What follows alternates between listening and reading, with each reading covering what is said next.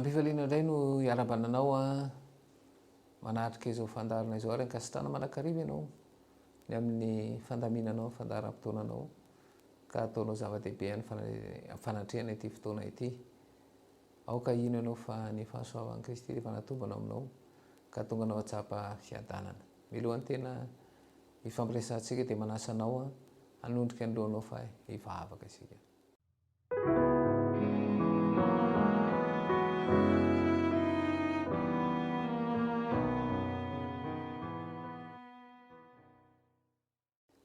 Midera sy mankalaza ny nanao zay ry raina ny lanitra sy ny tany tombotombo fanjaka ny mpanjaka amin'ny fanjatra rehetra ny tsy fafezana fisainana ka mahatonga ny anoto ny atrenao ka tanina fona aminao zanakehitriny misotro anao Jesosy satria mbola afaka mifandray aminao amin'izao fandarana izao ny fahazavan-tsaina amin'ny fiainanao masina ny no hazava fisainanay ary tario zay mba atoky izany ka hitondra fiainam-baovao anay izany tononona sy angatana amin'nanao Jesosy Kristy mivavaka.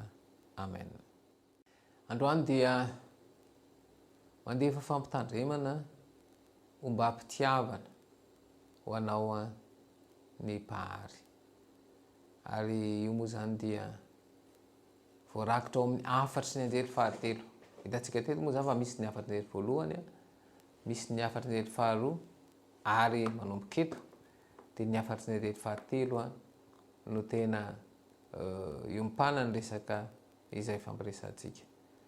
Nany hoe ny fanahina lalina ho amin'ny taranak'olombelona mpanota zany Kristy tamin'ny fanambarany tamin'izy ireo ny filazantsara mandrakizay tamin'ny fiantsoana azy ireo iverina aminy. Ary zay moa ilay afatry ny anjely voalohany.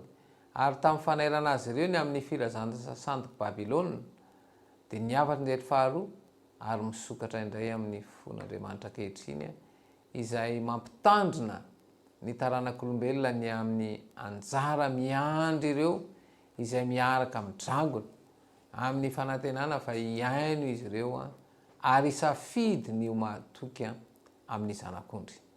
Mitaonantsika ho amin'ny fitsarana farany sy amin'ny famana ny ady ny fifandrina lehibe amin'ny alalan'ny zanak'ondry io afatry ny anjely fahatelo. Noho izany tsy maintsy misafidy isika.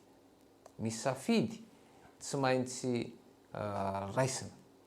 Ho an'ny olona sasany ny fiteny sy ireo sarina ampiasaina atao amin'ny afatry ny anjely fahatelo dia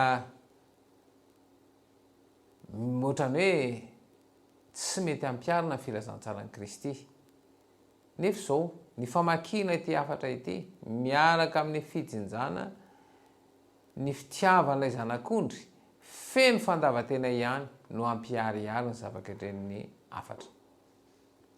Mitaky fahatokiana zany zay voalohany indrindra. Mifantoka amin'ny ray amin'ireo fanontaniana izay mipetraka matetika ao anatin'ny zanak'olombelona ny afatry ny fahatelo. Amin'iza no tokony anehoantsika fahatokiana. Fanontaniana lehibe zany. Amin'iza no tokony anehoantsika fahatokiana. Manoro ny sy ny fifandirana, manoro sy ny fifandindranana izay ny afatra izany ary toy inona natao inona mahatafiditra antsika ao anatin'izany dia izao mila misafidy izay iandanitsika isika. Ny tsy finiavany safidy dia safidy ho an'izay vahoaka tsy hisy. Tsy misy afa-tsy safidy romonja na ny zanak'ondry na ilay kerobima lavo dia tsy izany fa Satana. Ao anatin'io fanandrinana io dia tsy azo atao ny mahatoky, tsy azo atao zany mahatoky tena.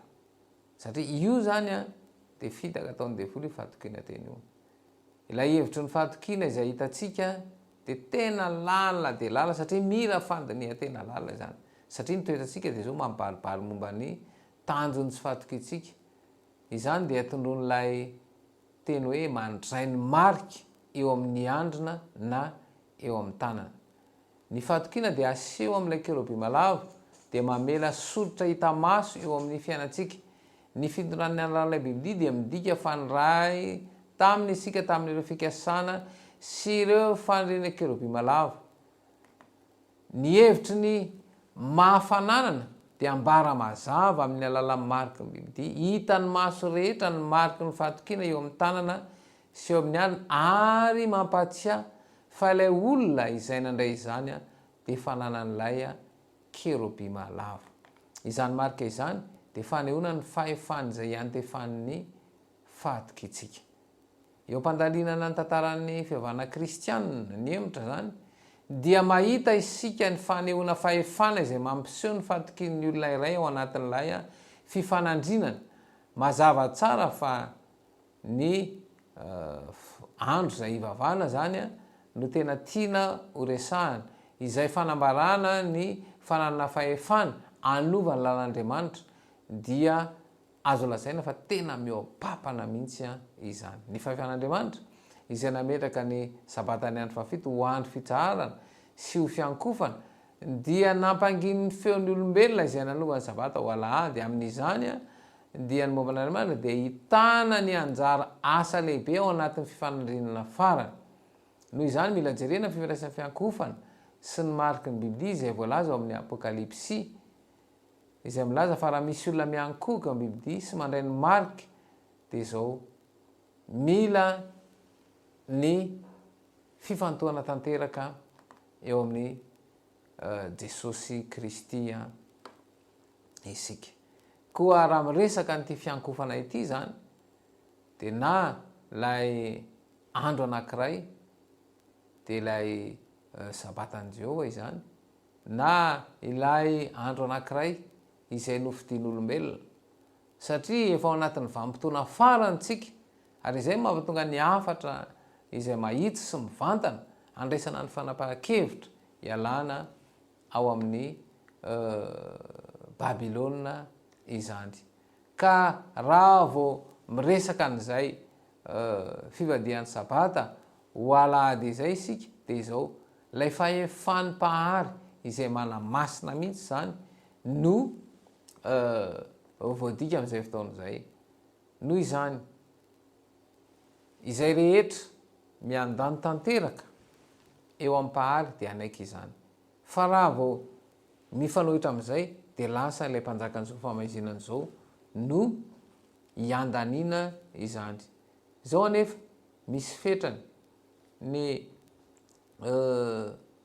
fandeferan'ny pahary. Raha miresaka mantsika ny amin'ny hoe ny fahatezeran'ny pahary izay mety hiantefa amin'ireo ratsy fanara izay ny ilazana azy, dia izao mbola miantso izy, mbola miantso ny pahary, miantso mba hiala any amin'izany toerana misy ny fandavana amin'ny pahary izany. Na dia tezitra ary izy dia izao tsy mitohy amin'ny fahatezerantsika olombelona, fa io fahatezerana io dia mbola mety hoe mandao anatona, andao anatona satria afaka manome famonjena atsika Jesosy. Zay no tonga hoe Jesosy dia laza izy fa tsy ho avy antso ny marina fa ny mpanota mba hibebaka. Satria rehefa tonga amin'izay tena fibebahana marina izay dia izao na iza na inona na fahotana vitan'ny olona anankiray, rehefa tonga fibebahana marina dia azo ny famelan-keloka. Noho izany ilay fahatezeran'Andriamanitra zany izay voalaza eto dia izao ihany, mbola fanoharana izy io, satria mbola ao anatin'ny vaninandrom-pahasoavana tsika, dia fanoharana izay hitarika ny rehetra hanolotra ny fiainana eo amin'ny Jesosy Kristy izany. Fanoharana izay hitarika ny maro, ampitodika amin'ny fijerin'ny maro ho eo amin'ny Kristy satria ao ihany ny vahaolana. Raha toa mantsy tsy mampitodika amin'ny fijery eo amin'ny Jesosy dia lasa aty amin'ilay bibidia sy ny sarany no mitodika. Kanefa ny afatry ny anjely fahatelo dia tsy ho fahaverezana mihitsy fa fanomboakasen'ny rano zanak'ondry. ka raha vao tsy mitanina zany isika de izao lay ambodimito mitafy ody zanak'ondry izay mbola miezaka mamitaka atram'izao dia amily ny fisainana ho any ka lasa lay fahatezerany dragona no raisana ka eto zany lay fahatezerana ambary eto de le fahatezeran'Andriamanitra de tsy mitovy am'izay fa fahatezerana ho an'ireo izay tsy manaiky ny tena marina fa raha mbola manaiky am'izao vanim-potoana misy atsika izao de zao mbola azo famindram-po sy mbola azo famelan-keloka andonga ejerentsika ny apokalipsy toko faefatra ambin'ny folo apokalipsy toko fa efatra ambin'ny folo de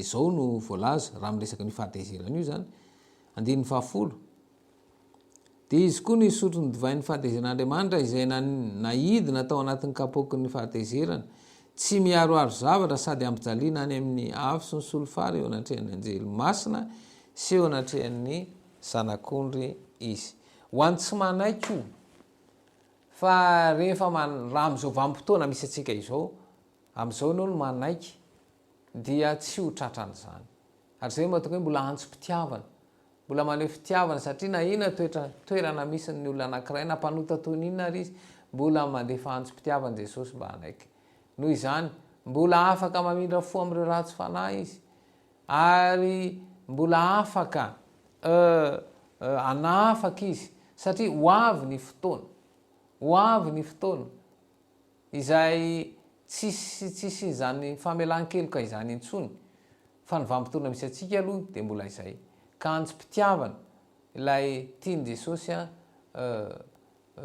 aseho zany lay solofary sy lay fampijaliana amin'ny afo solofary io de tsy inona izy io fa fanoharana izay maneho ny fahatezeran'Andriamanitra izay iseho any amin'ny fandringanana zany fa raha am'izao vanim-potoana misy atsika zao dia tsy izay alolona izy fa anaitranao kosa ary ampieritreritra sy teny zao sady hoe izay ve ny tokony ho fiafarana fa tiany Kristy aseho zany fa izay ny fiafarany zay tsy manapa-kevitra iandany amin'i Kristy amin'izao vanim-potoana misy atsika izao fa ny tiany Jesosy iainantsika de le fiainana malak'izay izay feno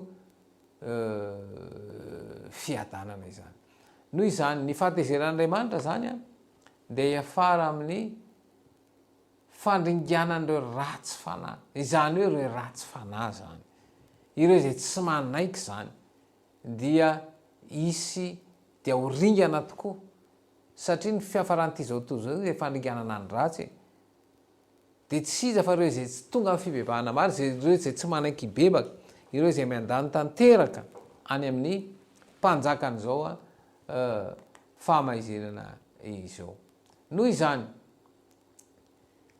Kristy izay nanaiky ny jaly mba hitondra ny fahotan'ny zanak'olombelona ary rehefa maty amin'ny afijaliana izy dia azo ny zo izay anamarina ny mpanota noho izany io zo anamarina ny mpanota io zany dia omena ny mpanota izy io fa mila raisana ary zay indrina hoe reo teny rehetra zay ambara izany dia ahatonga ny rehetra ho tonga saina ary anapa-kevitra satria ny ratsy fanahy izay tsy mety mibebaka no ho tratran'izany fahaverezana teraka izany fa raha ankehitriny ianao no mandray fanapa-kevitra ka manolotra ny fiainanao eo amin'i Jesosy Kristy de izao vonina ny anafaka anao izy noho izany le hoe andro fitsarana de izao fanafahana tanteraka ho an'izay manolotra ny fiainany ao amin'i Jesosy Kristy noho izany ny fahitana ny fitsarana farany izay mifantoka amin'i Kristy dia tokony ifandray amin'ny fitsarana any Kristy teo amin'ny hazofijaliana. Teo amin'ny hazofijaliana mantsy dia zao Kristy no nandraya teo aminy ny fitsarana zao tontolo zao. Andenge hojerentsika voalazany Jaona toko 4:10 Jaona toko 4:10 andininy fa 2:30 zao dia tonga ankehitriny ny fitsarana izao tontolo zao, ankehitriny ny andrinany zao tontolo zao no oroahana. Manambary zany fa ny devolo ny resaka eto, fa tsy ny mpanota naovinanao vino fa mpanota zay tonga eo amin'ny Kristy ka tonga amin'ny fibebahana marina dia izao amin'ny Jaona toko 1:9 dia izao nge ny zavatra mitranga e. Jaona toko 1:9 dia izao no vaky ny teny. Jaona toko 1:9 dia ny tapa-manaraka, indro ny zanak'Andriamanitra izay manaisotra ny fahotany zao tontolo izao. Tony Kristy mba hanafaka an'izao tontolo zao, ary zay indrindra hanafaka azy ny eo amin'ny fijaliany ty tontolo efa rava sy potika ity, ary izay fanafana izay dia izao mitaky fanapa-kevitra avy aminao, mitaky fanapa-kevitra koa miantso anao Kristy mba handray an'izany fanapa-kevitra izany, mba tsy handalovanao an'izany fanantainana fijaliana izany, fa izao Kristy izay niaritra ny fijaliana sy ny fanantainana kapoka dia izao tsy handalo an'izany ianao raha toka manolotra ny fiainanao amin'i Jesosy. Fa ireo ny tany saina rehetra ireo ao amin'ny Apokalipsy toko 1:10 io dia tsy handalovan'izay manolotra ny fiainanao amin'i Jesosy, fa raha mifanohitra amin'izay kosa dia ho fandringanana tanteraka tokoa no zavatra hitranga. Noho izany ilay fifanandrinana dia mahakasika indrindrandrindra ny fahatokiana. Ny fampitaren'Andriamanitra dia toa mampitahotra noho ny mahasaripady ny toe-javatra izay hatreha zanak'olombelona, kanefa kosa mampiharihary ny fovotom-pahoriana sy tena mangatsoatso satria tiany tsy ho ringana ny olombelona, tsy tiany Jesosy ho ringana ny olombelona. Noho izany ireo fiteny izay ampiasainy dia izao teny izay hiaro anao mba tsy ho tratran'ny loza, teny izay hanafaka anao ao amin'ny lavaka mangitsokitsiky ny fahotana. Noho izany miandry an'ilay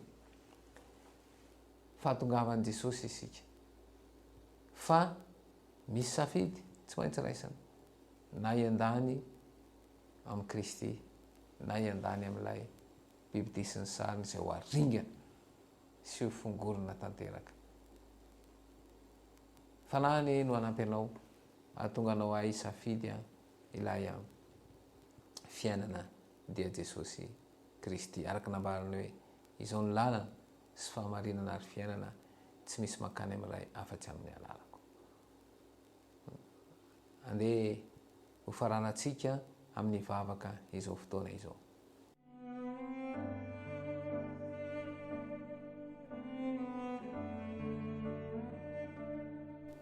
Mivavaka isika. Jesosy malalo, sarotra ny mandray fanapa-kevitra ankehitriny satria mbola manajamba ny masom-panahy mpanjakan'izao famezenan'izao. Koa toy ny fonay aoka torotoro tsy angorakoraka izany, ahafahanay ho tonga amin'ny tena fivavahana marina. Koa raha misy mandalo ady-panahy ankehitriny Jesosy eo, afao amin'izany izy, ary ampiafiadanana miaraka aminao. Tononona sy angatana aminanao Jesosy Kristy mivavaka. Amen.